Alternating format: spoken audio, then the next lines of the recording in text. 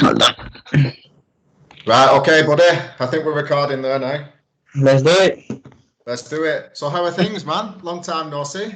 Yeah, no, man. Been a while since we were lifting weights there in Wigan. Yeah. Well, we're not doing too much lifting weights at the moment because there's no gyms open, no? No, yeah. Well, I was being lazy anyway, so that's not an excuse for me. Oh well. Well, I'm still going out running. I'm just enjoying the time, you know? Yeah, Enjoying same. the time. So yeah, as I said to you this morning, I've been running a YouTube channel for the last 17, 18 months. And basically what I do is I teach English to people. So I make video content that helps people improve their English, which I enjoy doing. And it's something good. And I thought of you because you're like a perfect model English student, aren't you? Because you're a native Spanish speaker. And obviously, how long have you been in the UK now? I've been here a bit over 8 years now. 8 years and 2 months. Wow, 8 years. Yeah, it's been a while now. And the time has flown, no? Hold on. No. 7 years. 7 years. 7 years. Still Yeah. a long time, though. Still a long time. Yeah. It's a long time now, yeah. Yeah, and if I remember rightly, I think you told me that before you moved here, you couldn't speak any English at all. No, not at all, no. Wow. That was, yeah. So that was, one of the main reasons to come here. We were expecting to come here for me to learn the language and then go back home in 2 years, and I'm still here. All right, but you liked it so much that you decided to stay, yeah? That's it. Must be something in here to make people stay. Well, yeah, I agree. I'm hoping that in the future I can have the opportunity to go and spend some months in Spain or in another English-speaking country to pick up the lingo, to really perfect my skills, because my Spanish is quite good now, but I think it still could use some work. So why don't you tell us a little bit about that? How did you find that experience of coming to England? You couldn't speak any English. How did you kind of pick it up, and what were the main challenges for you? Well, firstly, the first, I was quite lucky actually, because I came with some savings. I had my partner here who, she was already working in here, so that was, something out of my head. I paid my first 6 months of rent. That was out of my head, and I could always only focus in, studying. I was going to the library in Wigan. It was a free service. Every Thursday, I think it was, or every Wednesday, I don't know. It was once a week. We used to meet a group of foreigners in there, and it was an English person mediating between us. Right, okay.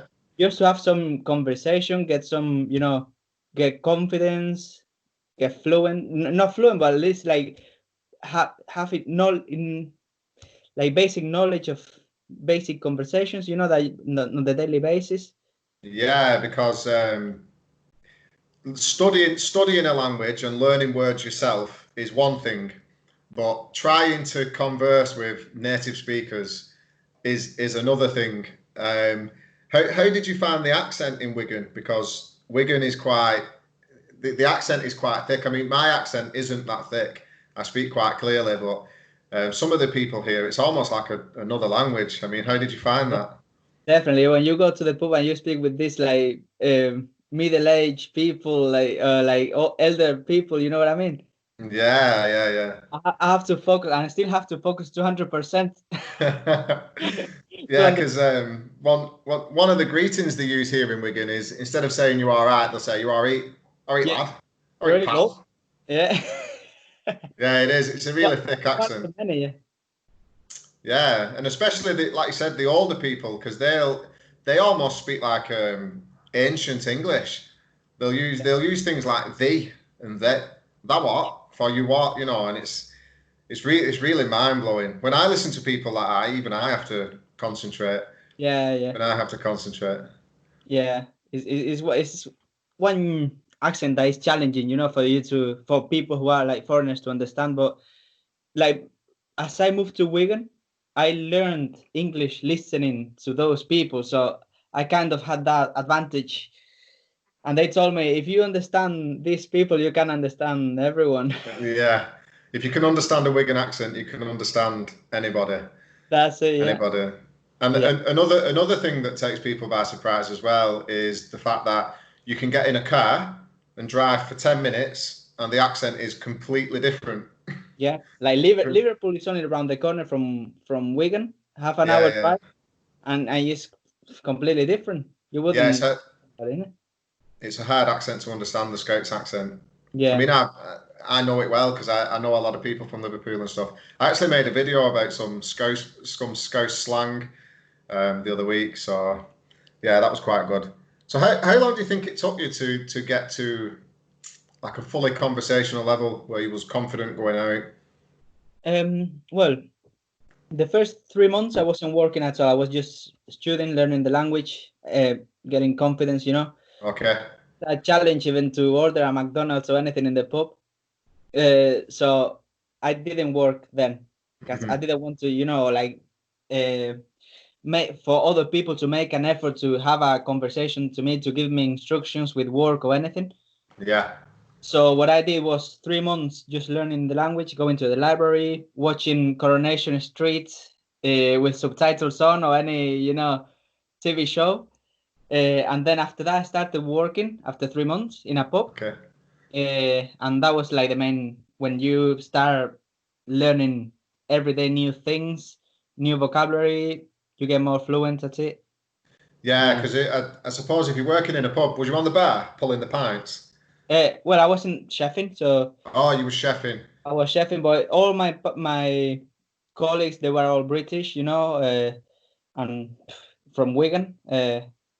So that was the best way to learn. And Strong. always at the end of the shift, we used to go out, speak to the customers, because we got quite close to some of the customers. They were regulars, and we made friendship. Yeah, yeah. And then you make friends, and then you make friends with people in the gym, like Yeah, me. we had a routine. We saw without telling you. Okay, Gina, I'm going to the gym. You knew that it was gonna be Yeah, always yeah, yeah. people more or less at the same time. We were the same people around. Yeah, definitely, yeah. Yeah. But the gym's been shut here now for Mm. 8, 9 weeks. So Yeah. I've just been going running because I do a lot of outdoor running anyway. But I'm missing the boxing, missing the bag work and stuff because I used to Yeah. like doing that. I So bet you. so after all that, you've moved away from Wigan now, and you live up in the Lake District, don't you? Well, before I was living first in Wigan Town there, Okay. and then I moved to Lee. Ah, okay. So it's like the next town, isn't it? Yeah, next town. It's not far from Wigan Town, but still not within walking distance easily. So I Yeah, moved, it's and I started working in Rivington, which is near Bolton. yeah. That's where the big hill is, isn't it? The big pike. Yeah, that's it. It's lovely, nice walks and everything. It's lovely countryside over there. Yeah, I like to. Sometimes I go up there. I go up there a lot, but sometimes I get to the top and then I do some meditation at the top because Uh-huh. it's a lovely place to reconnect with source really. Yeah, peaceful, isn't it? Yeah, it's peaceful. Yeah. So Yeah, after you was living in what's it called, that area? It's Lee. yeah, I but you was said you was living near Winter Hill as well, didn't you? Near Rivington. well, I was living in Lee and working in Rivington. Ah, okay. I misunderstood. I Yeah, misunderstood. I was working in Rivington. Yeah, in Rivington Barn in there. It's lovely place in there. Little Hmm. cafe. Then for weddings and events, so it was like good variety for me for learning different skills. Yeah, yeah, yeah.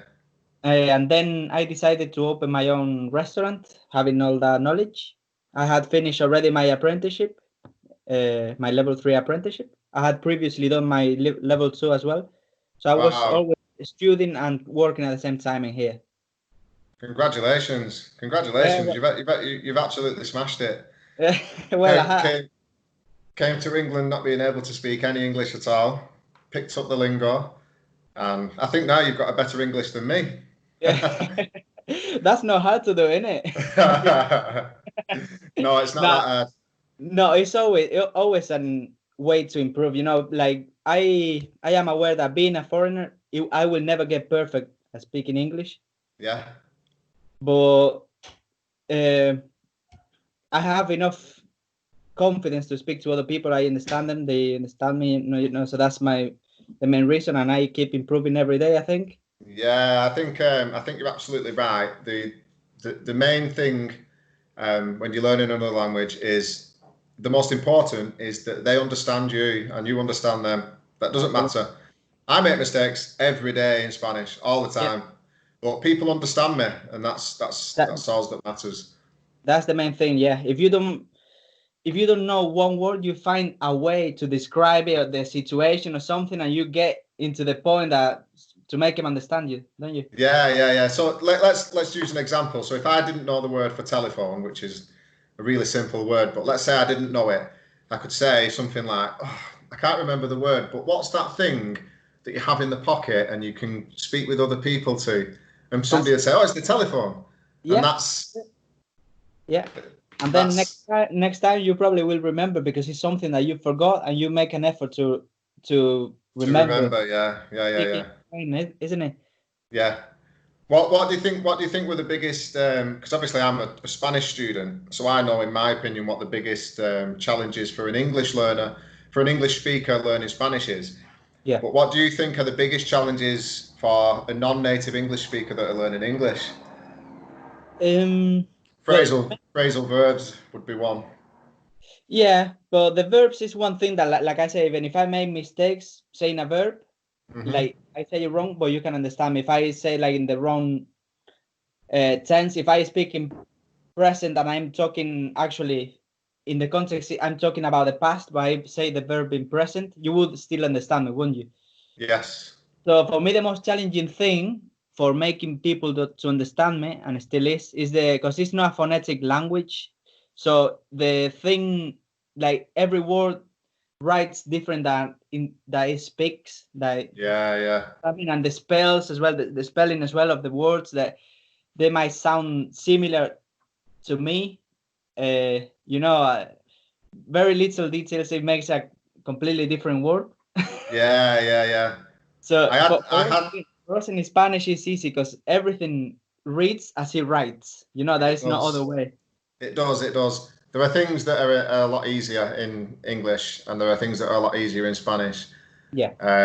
One example of that, what you've just been on about, with words sounding very similar. I had something the other day, and my friend, he couldn't understand the difference between sheet, as in a sheet of paper, and cheat, as in he cheated in the race. And I was trying to teach him the pronunciation difference, and he just couldn't seem to grasp it. He got it in the end, but it's just a wonderful journey learning another language. That's what I mean. Like very little details that for you, it's just like you assume there is no confusion in there. For other people who are learning the language, they would think like they sound both exactly the same to me. Like sheep and sheep, like, you know what I mean? Yeah. The animal and sheep, the boat, the big boat. It's really hard. You make that word slightly longer for making people, but in Spanish we don't have that, like longer vowels or anything like that. We just you because it's phonetic, isn't it? So you can only pronounce it as it's actually written. Yeah. There's no deviating from that rule. There's no deviating. For example, the vowel E is gonna be always pronounced the same way. Doesn't matter what's on letters are on the side or anything like that. Yeah, it doesn't matter. But then there's the conjugation aspect, which it took me a while to get my head around with Spanish. I'm going to stop the recording now, but we can chat for 5 minutes after. Okay, mate? Sure. I'll just stop that. Yeah.